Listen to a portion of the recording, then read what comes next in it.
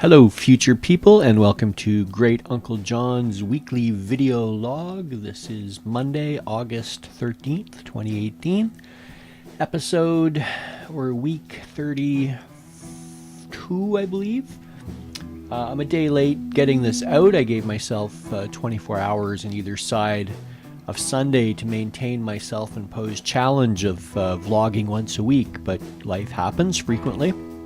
And last night, C and Dan and myself went to a local pub for their open mic night. I've been building up the courage to play $300 live somewhere.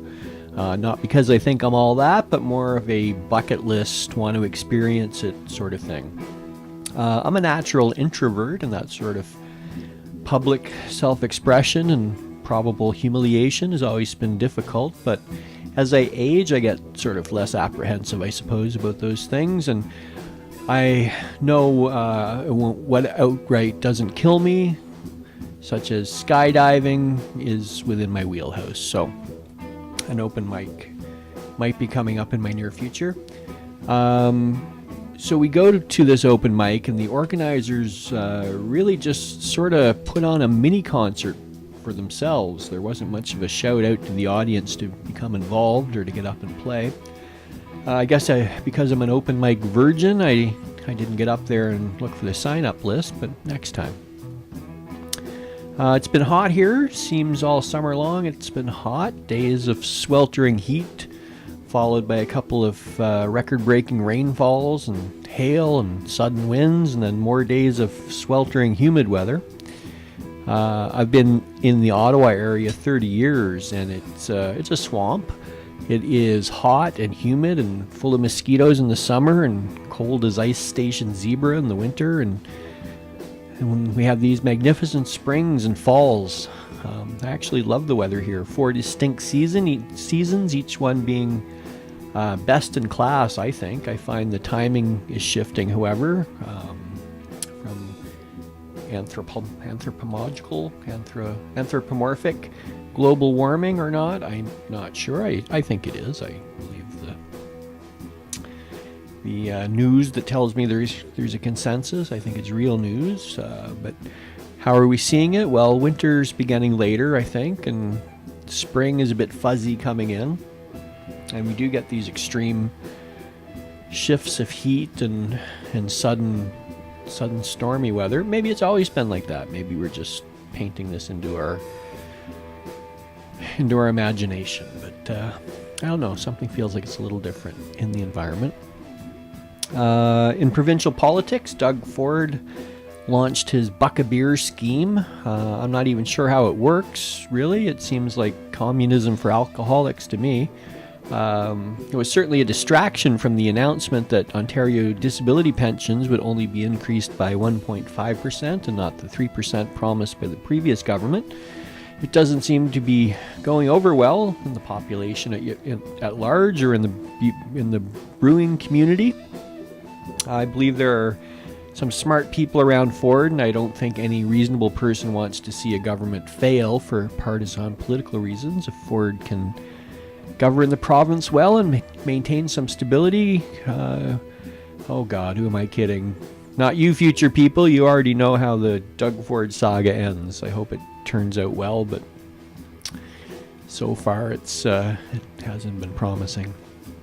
Nationally, the Saudis are pissed at us because, who knows, Christopher Freeland expressed Canada's views on human rights on Twitter is the ostensible reason, or perhaps it's some Machiavellian power play being engineered by Putin behind the scenes. Apparently no one in the world spoke out for good old Canada.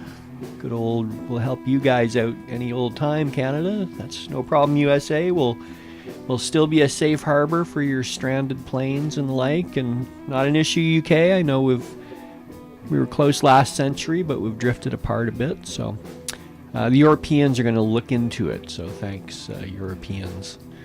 Canada's been excluded from NAFTA negotiations, but I read in the Financial Post that Raymond Bachand, a negotiator in the last NAFTA negotiations, said there's no chance of a bilateral agreement that excludes Canada.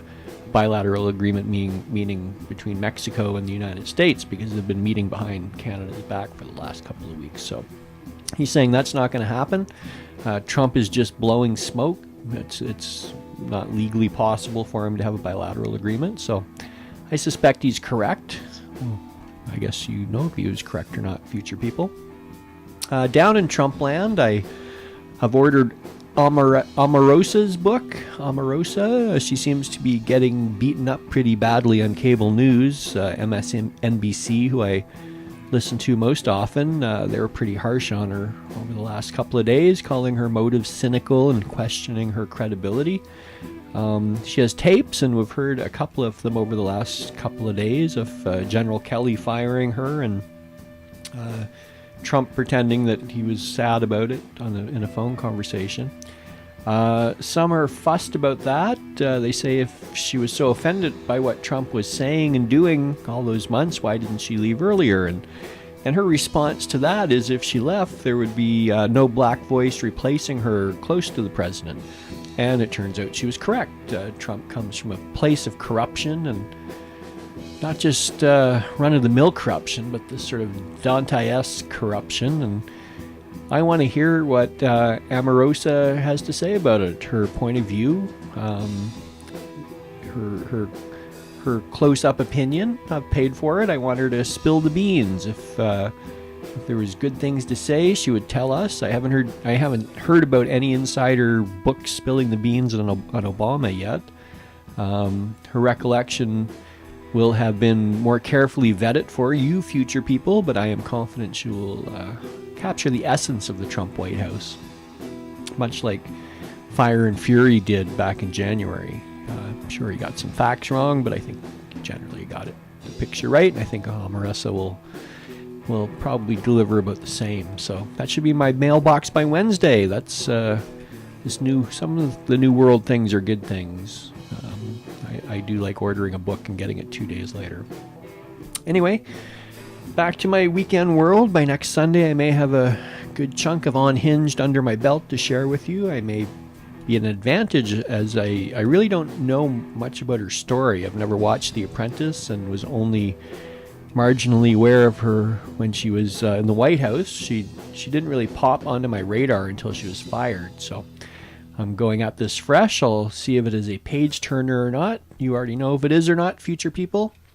Anyway, take care. We'll see you, hopefully, or you'll see me next week.